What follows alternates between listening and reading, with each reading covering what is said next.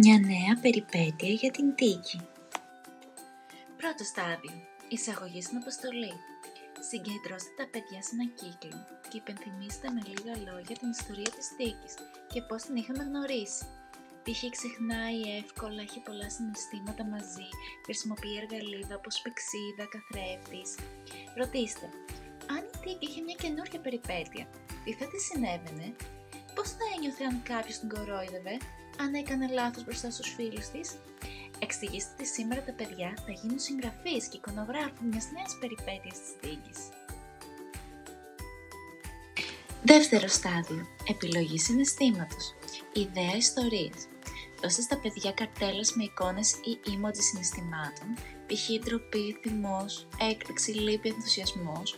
Μπορούν να τραβήξουν μια τυχαία ή να διαλέξουν. Βοηθήστε τα να δημιουργήσουν προτάσεις, π.χ. η Τίκη ένιωσε ντροπή όταν. Η Τίκη λυπήθηκε γιατί.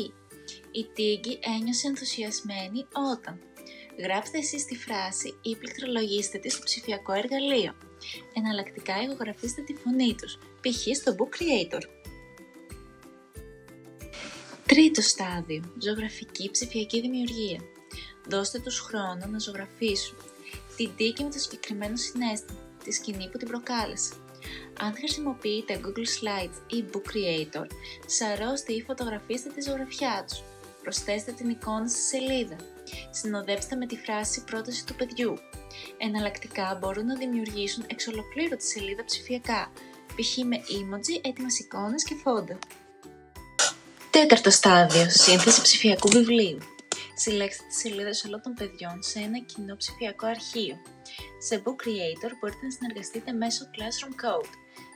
Σε Google Slides δημιουργήστε μια παρουσίαση με κάθε παιδί να έχει τη δική του διαφάνεια. Ονομάστε το βιβλίο «Οι νέες περιπέτειες της Τίκης», η Τίκη και τα συναισθήματά της. Κάντε προβολή στην Ολομέλεια και διαβάστε ή ακούστε τις σελίδες.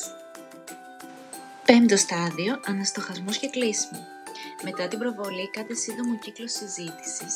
Ποιο είναι το συναίσθημα να γνωρίσετε πιο εύκολα? Τι ένιωσες όταν έφτιαξες τη δική σου ιστορία? Πώς πιστεύετε ότι η Τίκη ένιωσε στο τέλος? Ενθαρρύνετε τα παιδιά να πάρουν το βιβλίο στο σπίτι, σε μορφή PDF ή link, ώστε να το δείξουν στην οικογένειά τους. Προτάσεις εμπλουτισμού. Χρησιμοποιήστε το κουκλοθέατρο για να δώσετε ζωή στις ερωτήσεις.